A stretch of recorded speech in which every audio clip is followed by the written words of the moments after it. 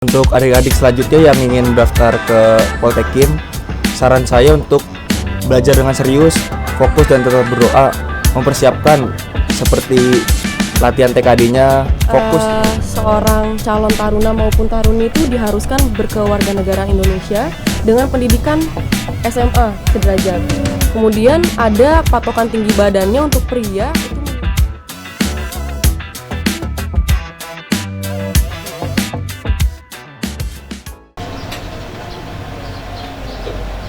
Ya, Assalamualaikum warahmatullahi wabarakatuh.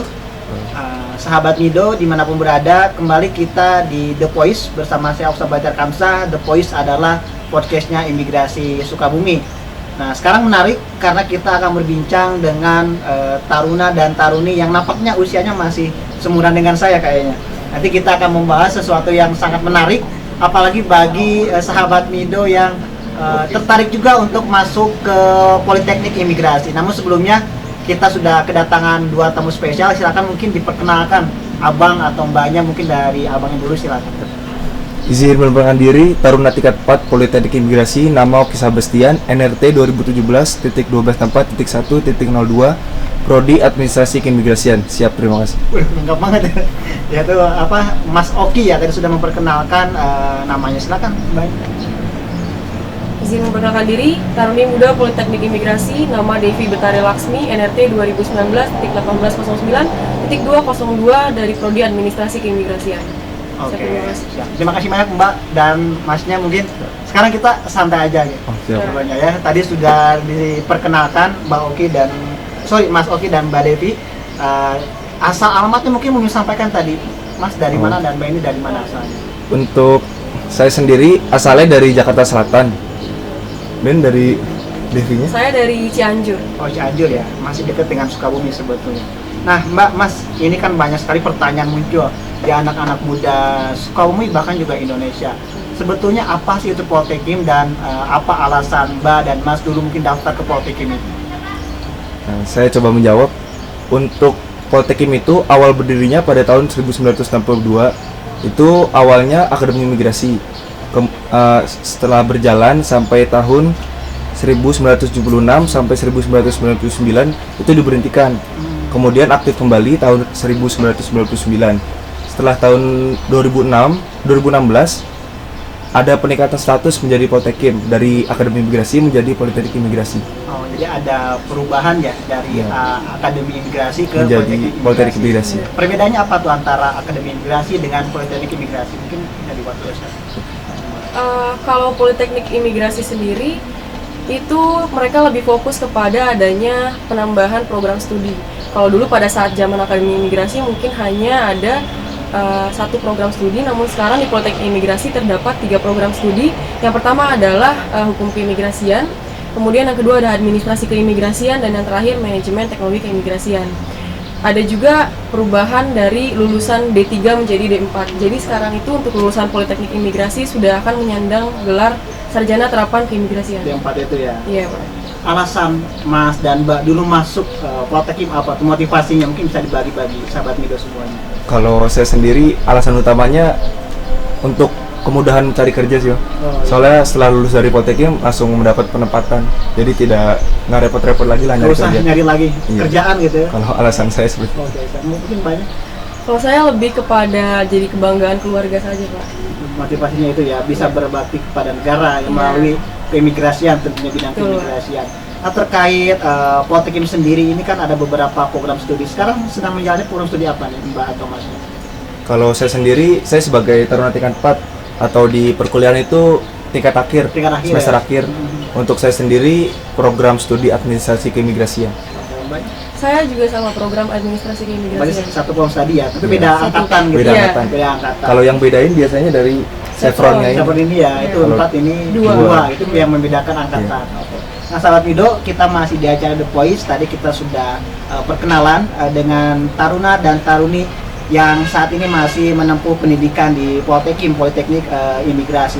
Mungkin ini kan banyak pertanyaan juga nih terkait persyaratan dan juga mungkin tahapan-tahapan untuk daftar ke Poltekim. Mungkin bisa dibagi dulu ketika mendaftar, persyaratannya apa aja sih yang sudah dilengkapi oleh calon siswa atau taruna-taruni di Poltekim ini, Pak? Baik, saya coba jawab ya Pak. Untuk persyaratan secara umumnya mungkin seorang calon taruna maupun taruni itu diharuskan berkewarganegaraan Indonesia dengan pendidikan SMA sederajat. Kemudian ada patokan tinggi badannya untuk pria itu minimal 170 cm dan wanitanya 165 cm. Kemudian berbadan sehat dalam artian tidak cacat fisik dan mental. Kemudian tidak buta warna, tidak tuli, tidak bisu, dan juga tidak memiliki bekas tato maupun bekas tindik, kecuali untuk wanita mungkin ada di telinga ya Pak. Kemudian dipastikan juga belum pernah menikah dengan menyertakan surat belum pernah menikah dari kelurahan ataupun desa setempat. Mungkin untuk persyaratan lebih lanjutnya bisa dicek di situs langsung di ya. satar.kemenkumham.go.id. Pembicara tinggi badan kayaknya kelihatan banget ya. Saya ini tidak pas untuk taruna atau taruni, tapi itu beberapa persyaratan bagi sahabat Mido yang masih duduk di bangku sekolah menengah atas dan akan lulus, mungkin bisa menjadi alternatif pilihan untuk masuk ke Poltekim dengan beberapa persyaratan yang tadi disampaikan. Lebih lengkap silakan nanti dicek di situs resminya. Untuk tahapan sendiri nih, ketika pendaftaran itu apa aja sih yang dilalui dari mulai pendaftaran sampai nanti dinyatakan lulus menjadi taruna atau taruni? Saya menjawab, untuk tahapan pendaftaran itu ada 7 tahapan. Yang pertama kita upload berkas dulu ke website yang sudah disebutkan. Kemudian tahapan pertama itu ada verifikasi berkas, sekalian pengukuran tinggi badan dan berat badan juga. Kemudian tahapan selanjutnya ada seleksi kompetisi dasar, itu atau TKD. Pertanyaannya mengisi soal terkait TIU, TWK, dan TKP. Dan kemudian setelah SKD ada seleksi kesehatan, kemudian seleksi kesamaptaan. Kesamaptaan itu mencakup kesamaptaan A dan kesamaptaan B. Kesamaptaan A itu lari 12 menit, kemudian kesamaptaan B ada push up, sit up, dan pull up, kemudian shuttle run. Untuk yang tarunnya sendiri Mungkin sama, namun di bagian pull up itu diganti dengan ciming. Ya, ada cimingnya.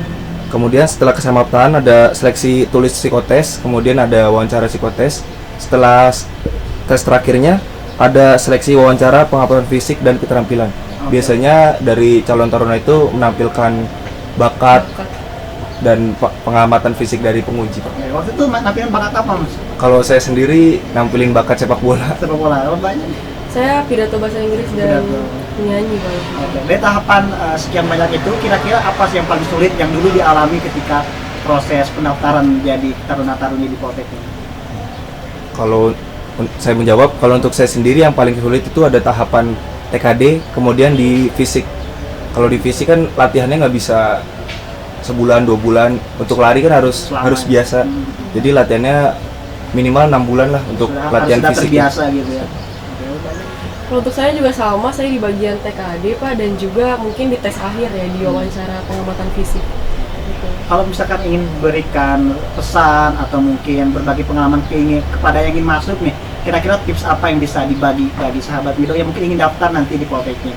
Untuk adik-adik selanjutnya yang ingin mendaftar ke Poltekim, saran saya untuk belajar dengan serius, fokus dan tetap berdoa, mempersiapkan seperti latihan TKD-nya, fokus, nggak usah mikir yang lain. Kemudian untuk tes fisiknya bisa dilatih dari sekarang kalau emang beneran niat mau masuk ke Poltekim. Itu aja untuk dari saya. Kalau untuk dari saya, mungkin untuk para calon taruna maupun taruni bisa mengikuti seleksi satu persatu dan fokus pada tahap-tahapannya. Selain itu juga seperti yang kita ketahui bahwa di tiap seleksi itu kita pasti membutuhkan banyak tenaga dan pikiran ya Pak. Jadi disarankan juga untuk misalnya satu seleksi nih, untuk menuju ke seleksi selanjutnya itu harus dipersiapkan secara matang, mengingat waktu durasi antara tes itu kan mungkin cukup lama. Kemudian juga jangan lupa untuk berdoa dan meminta restu dari orang-orang terdekat, terutama keluarga. Nah itu sahabat Mido, tips and trik dari kakak taruna dan kakak taruni ya, abang dan mbaknya tadi sudah disampaikan. Bagi yang nanti punya keinginan untuk menjadi taruna dan taruni di Poltekim juga nanti bisa mengikuti alur dan tahapan yang telah ditentukan. Nah ini kan selama 4 tahun ya pendidikan itu. Betul. 4 tahun itu kan mungkin banyak suka dan duka yang dialami oleh mbaknya dan juga masnya gitu ya. Apa sih suka duka yang selama ini dijalani selama menjalani pendidikan di Poltekim ini sebagai anak muda, dan juga pasti banyak keinginan-keinginan yang mungkin agak terbatas dengan berbagai aturan yang telah ditetapkan itu. Seperti apa? Kalau saya sendiri dukanya tidak ada karena suka semua. Luar biasa ya, saya kan banyak. Kalau untuk sukanya mungkin banyak sekali ya Pak, karena setelah menjadi taruna, seperti yang kita tahu, kita ini menjadi tanggungan negara. Jadi untuk masalah tempat tinggal, makan, akomodasi, semua itu diatur oleh negara. Kemudian juga tiap bulan kami mendapat tunjangan ikatan dinas juga. Kemudian juga asrama, makan 3 kali sehari, dan pakaian seragam dari ujung kepala sampai ujung kaki itu semua ditanggung oleh negara. Ini gak usah mikirin yang lain lagi sebetulnya. Betul, kan sudah betul. ditanggung oleh negara. Itu kelebihan dari Poltekim yang nanti akan diperoleh bagi siswa atau taruna-taruna yang nanti menempuh pendidikan di Poltekim. Betul. Nah ini kan mungkin kalau masnya itu beberapa saat lagi sudah akan lulus ya. Iya, betul. Sudah akan lulus, kalau banyak mungkin beberapa waktu lagi. Apa harapan ke depan ketika nanti lulus dan apa kontribusi yang ingin diberikan kepada khususnya keimigrasian dalam mengabdi kepada bangsa dan negara Indonesia? Harapan saya untuk kedepannya, semoga ilmu-ilmu yang sudah saya dapat selama 4 tahun di pendidikan dapat saya terapkan di dunia kerja nantinya dan dapat memberikan terbaik bagi instansi tercintai. Oke. Yang baik. Kalau harapan saya, semoga selama pendidikan ini saya berjalan lancar supaya mungkin bisa lulus dan mengabdi pada negeri ini. Kemudian juga saya berharap agar mungkin ilmu dan pengalaman-pengalaman saya pada masa sekolah bisa saya terapkan pada saat di dunia kerja. Oke. Ini nanya nih Mbak, kalau pas kecil atau Mas ya, kepikiran nggak sih dulu tuh mau masuk Poltekim, nanti mau masuk ke imigrasian, pernah kepikiran nggak? Atau emang rencana itu datang ketika SMA atau kapan tuh punya cita-cita seperti ini? Kalau untuk saya sendiri, emang dari kecil emang gak ada niatan untuk masuk seperti abdi negara seperti ini. Nggak ada ya? Untuk lulus SMA itu juga belum ada niatan untuk masuk Poltekim. Dulu pas kecil cita-cita jadi apa tuh? Pemain bola. Pemain bola ya? Terus kenapa muncul keinginan untuk daftar ke Poltekim dan mengabdi seperti ini? Sebelumnya saya sudah mendaftar di kuliah sebelumnya di STP Bandung. Terus nggak dapat restu dari orang tua. Terus orang tua menyarankan coba aja daftar ini, di sini enak segala macam. Terus saya coba daftar dan puji Tuhan keterima di sini. Oke, banyak. Kalau untuk saya sih dari SMA memang mengincar sekolah kedinasan.